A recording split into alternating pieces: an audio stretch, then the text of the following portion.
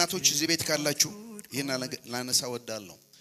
ለስራችን ያለን አመለካከት በጣም መቀየር አለበት ብዬ አምናለሁ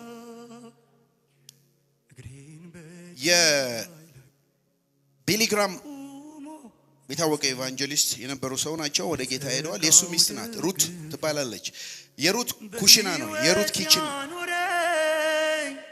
እሷ ምን ብላለች ኪችን ውስጥ ለጥፋለች ጥቅስ ነው የለጠፈችው ምንድነው ጥቅሱ በዚህ ክፍል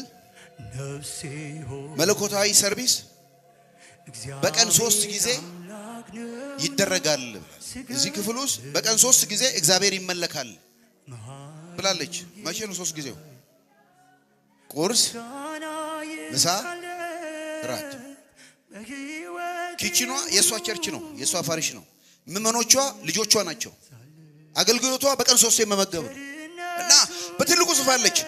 አምላክ እዚህ ቦታ በቀን 3 ይመለካል እሷ ካህን ናት የቤቱ ካህን ናት እነዚህ ልጆች እግዚአብሔር በአምሳሉ የፈጠራቸው ልጆች እያሳደገች አሁን ትልልቅ ቦታ አንዱ ምናልባት የዛሬ አመትም አልሆነም ፍራንክሊን ግራም አዲስ አበባ